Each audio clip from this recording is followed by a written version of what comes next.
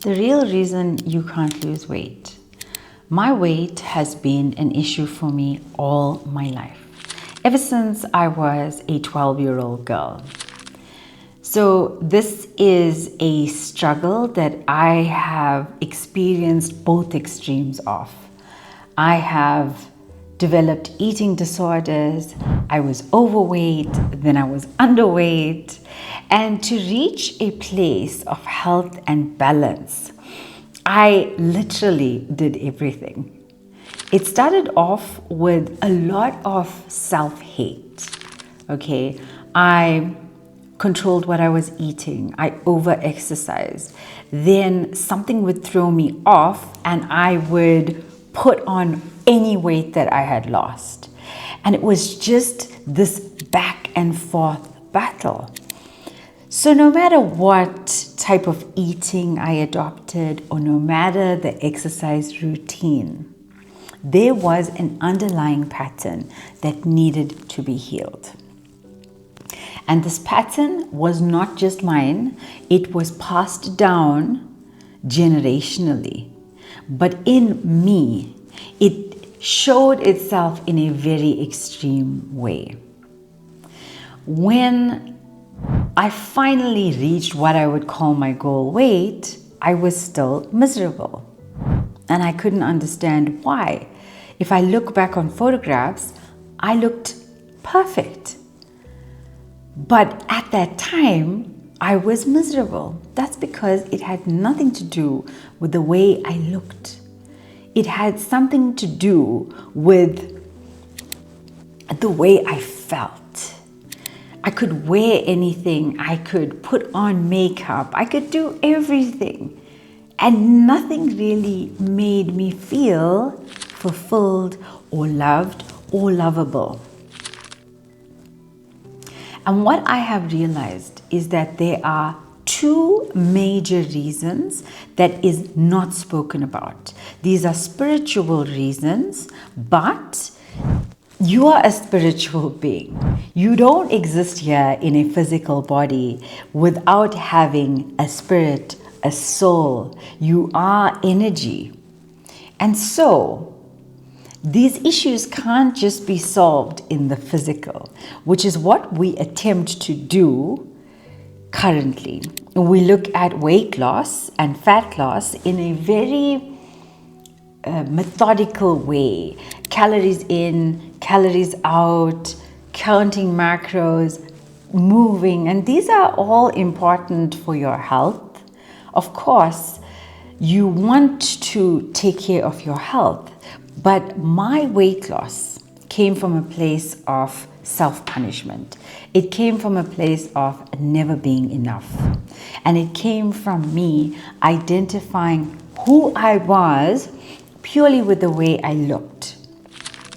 And this is going to become a more serious, painful, and deep epidemic. It's going to exist younger and younger in girls and boys because of social media and because of the amount of unnatural things that we see that then we try to look like. It's not going to be a winning battle. So there's two underlying patterns, and both of them are linked very closely.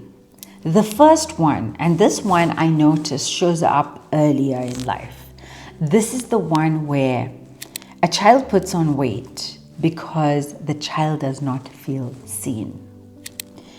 Now, when something has a greater physical side, it is more easy to see. Okay, we notice it more.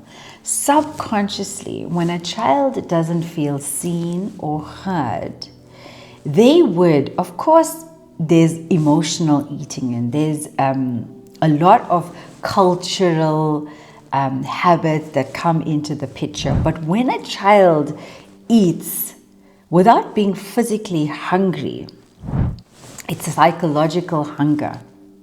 And once that pattern is established, then that child creates that as a coping mechanism. It becomes a habit loop. Now, I'm not saying that we won't overeat when we're adults because we need to feel seen and heard, but the roots of it are starting in childhood. So maybe nobody gives that child attention, or the child doesn't get attention for the positive. So the child puts on weight and then gets some kind of attention. And a child will seek attention because it is important for survival. Love is important for our survival. And in desperation, this child will be eating, and that there is that subconscious level of, I just want people to see me. But then the way that child gets seen is usually negative. And then it creates a lot of trauma within the child. And I'm speaking from experience here. That will morph into a host of other issues later on. But the second one is that you feel unsafe. Remember that fat was a fuel store, okay? Evolutionary survival depended on us having a source of food. And so when your body is in a constant state of unsafety, then it is going to create and hold on to a layer of fat so that you can feel safe, because you might hate your body. I hated my body. But it is actually your body protecting you.